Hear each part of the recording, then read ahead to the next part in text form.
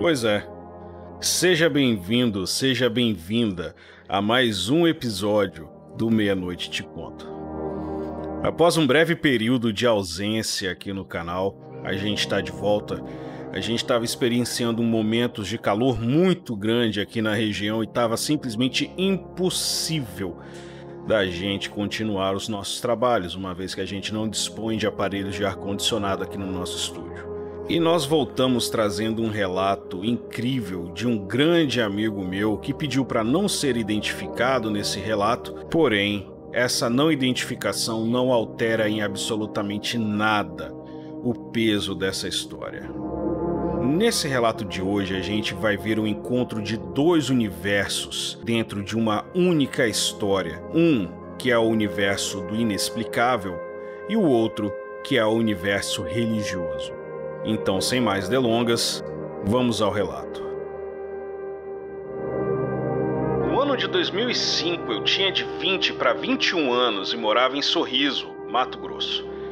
Nessa época, eu morava sozinho em uma sala que tinha nos fundos de um posto de combustível famoso na cidade.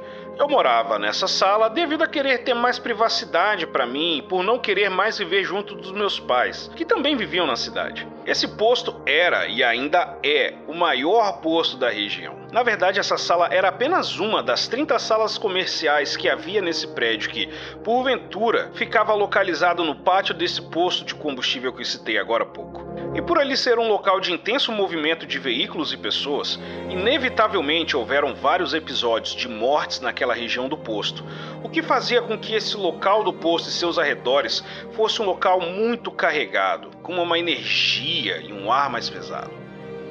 Apesar desse prédio ter por volta de 30 salas comerciais, na época apenas uma estava ocupada. E essa sala era justamente a que eu escolhi para morar e durante o dia tomava conta dos negócios da transportadora do meu pai.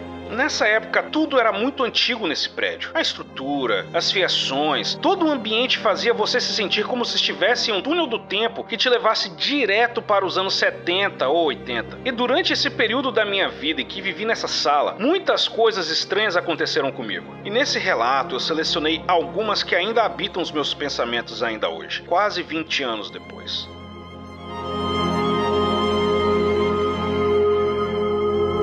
Em uma determinada noite eu despertei enquanto estava experienciando um episódio de paralisia do sono.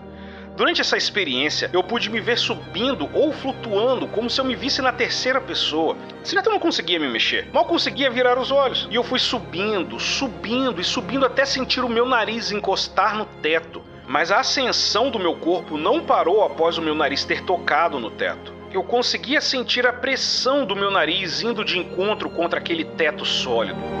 É aquela coisa que acontece rapidamente, mas que parece que dura umas 2 ou 3 horas. Ao perceber que a pressão ficava cada vez mais forte, eu passei a me concentrar bastante em toda a situação que estava me ocorrendo. Notei, por fim, que meu corpo começava a baixar até a cama novamente. Após recobrar a consciência, eu comecei a mexer os dedos dos pés com uma certa intensidade para ter certeza de que eu estava de fato acordado. Na mesma época em que tive essa experiência que eu citei, eu vivi uma coisa ainda mais interessante, ou no mínimo, curiosa.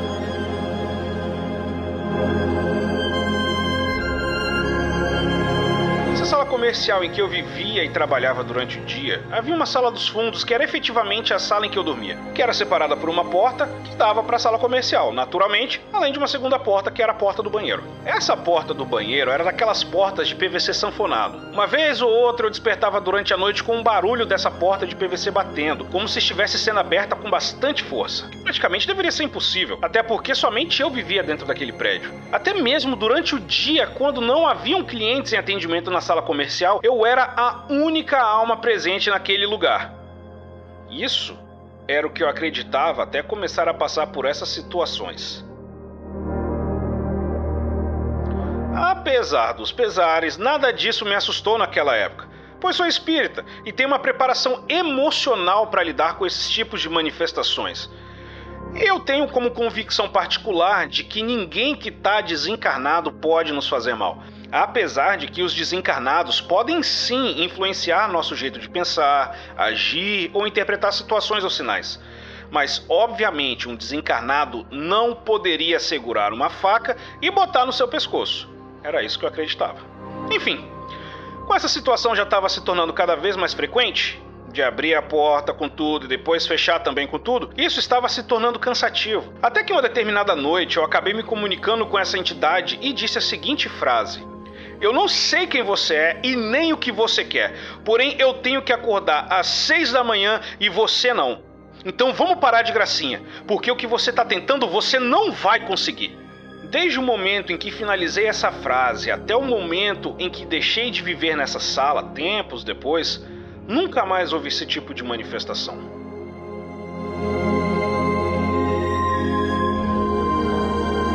Pois é.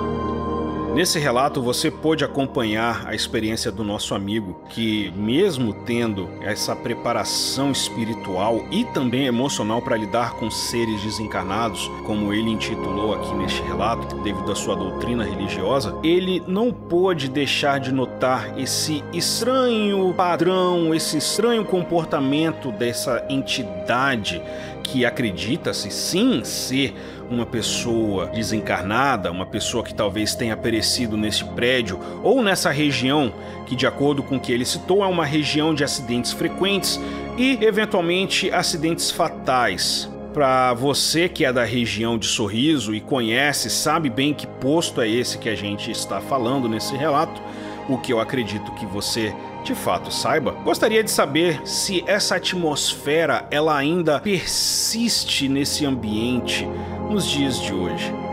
E se você tem ou conhece alguém que tem relatos de experiências, no mínimo inexplicáveis, nessa região de Sorriso, no Mato Grosso. Se você gostou desse relato e quer acompanhar outros relatos, e melhor, se você quer ter o seu relato contado por nós aqui do Meia-Noite Te Conto, envie um e-mail pra gente. O e-mail ele tá na descrição. Você vai ter todas as informações que você precisa saber. E no mais, se você quer ficar por dentro dos assuntos e relatos do inexplicável, eu sugiro que você pegue um banquinho, sente aí, aguarde um pouquinho, porque